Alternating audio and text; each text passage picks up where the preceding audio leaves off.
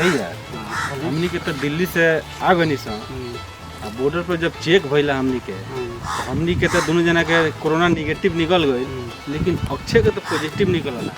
तो चले के ना उनका घरवा हमनी कह दिएला ताकि उन लोग के थोड़ा सा शांति मिली। ठीक रही उनका माई बाबू जैसे कहा जाए तो कम से कम तो तसल्ली तो रही। हाँ चले के पहले कह दिएला फिर हमनी घरे चले। चलो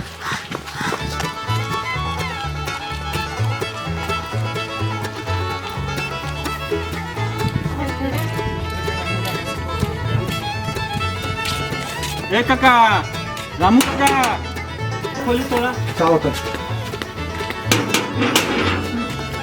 आई लोग अंदर आई।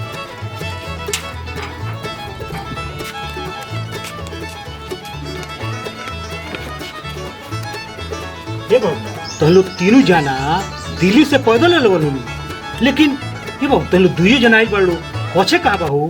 ए चाचा का बताई हमनी के तीनों जना दिल्ली से साथे में नहीं है। जब यूपी बॉर्डर पर नहीं है तो हमनी के तीनों जना के टेस्ट भइल। अच्छा और वो टेस्ट में हमनी के दोनों जना के कोरोना निगेटिव आ गइल। अक्षय के अच्छे कहा बा ओकरा का भइल बहू। का बताई चाचा अक्षय के कोरोना पॉजिटिव आ गइल, वही से उनका के पटना भेज दिला है सब इलाज खातिर। कहा अच्छे के कोरोना पॉजिटिव आ गइला। हे भगवान अब का हो।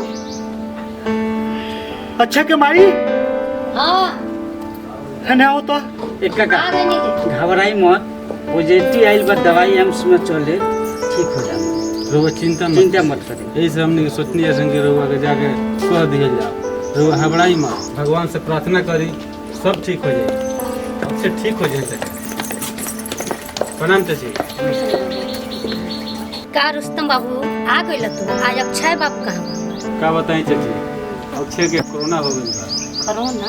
हाँ और उनका के पुलिस इलाज खातिर पटना एम्स में भेज दिला। ई का कहतनी वहाँ कोरोना ना हो सकेला। कदी बात रो झूठ बोलतनी। हाँ भैया तू ये बात कहला वा तो कहता कि हम झूठ बोलतनी। कैसे कह दी कि बात झूठ बा? बात तो ये सच बा। काशी बात झूठ रही चाचा। चाचा भगवान से प्रार्थना करी रुआ कि अक्षय ठीक होके घर आओ। हम यही चाहते हैं। ठीक चाचा अब हमरा के इजाजत दी। ठीक हो जाए। ठीक हो जाए। ए भगवान वहाँ के कुछ ना हो सकेला।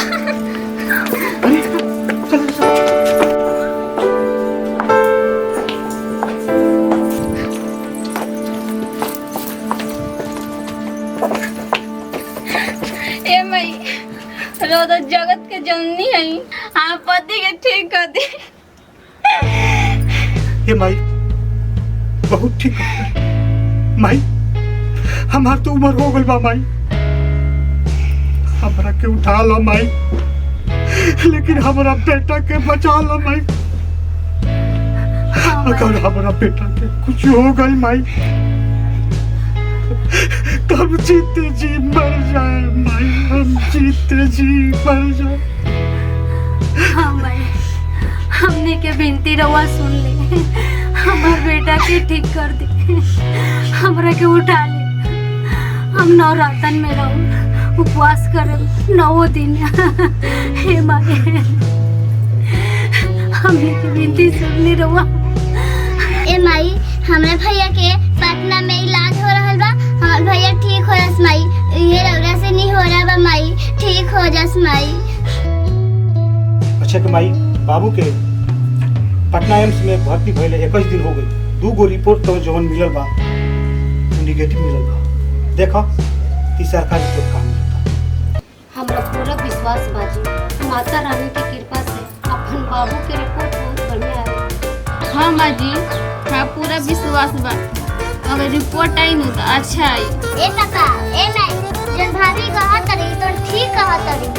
जो रिपोर्ट आई तो हमार मन कहता कि ठीक है।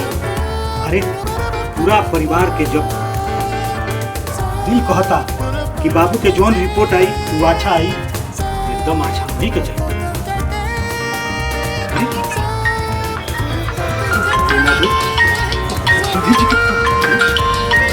बाबू अच्छे के हेलो अपना पापा खुश रहो। कहते नहीं कि हमारे तीसरका रिपोर्ट निगेटिव आ गई बा, हम घरे आवते नहीं। बाबू ये कोरोना निगेटिव हो गई। बाबू आज ये घरे आवता। और लाख लाख शुक्र माँ। देखो जे तरह युद्ध में जाके सिपाही जंग जीत के आवे सोन, वही तरह खुशहाली हमनी के पूरा परिवार में मनावल जाई। बबनी तू जा थाली में कपूर पति लेके आओ। ये तरह वीर जवान आवे लेन बॉर्डर पर से लड़ के ओकरा के स्वागत करे जाला, ओकरा से कम हमरा बाबू के नाम के तुझे जा जा जा जल्दी से जा बाबू तू जा। ठीक बा। बाबूजी अरे बाबू आप और जाई ना जाई खोले हम जाते हैं, खोले गेट। जल्दी जा। तू जा आप तू लेके आओ जल्दी। हां जाते। ए मीना बेटी, अरे बाबू आ गइल, आरती जल्दी लेके आओ।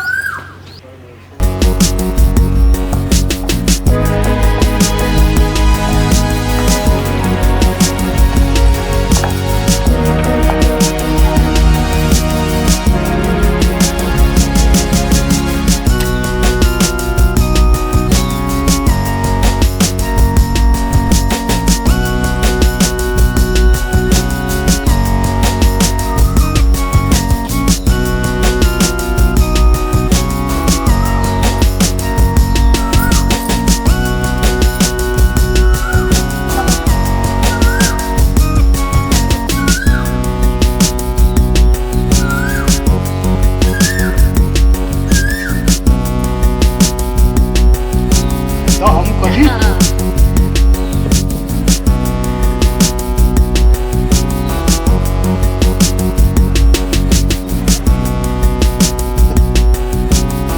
हे भगवान रउआ हम प्रार्थना सुने। हमारे बाबू ठीक हो गए, बस ये पूरा परिवार चाहता। बाबूजी माई ई तोहर लोग के आशीर्वाद के कारण बा कि हम कोरोना जैसन महामारी से जीत के आइल बानी। ई सब तोहर लोग के प्यार के कारण भइल बा बाबूजी। चली बाबा घर में माई के गोर लग रहे थे। हाँ चलो चलो बाबू चलो। हाँ चल। चल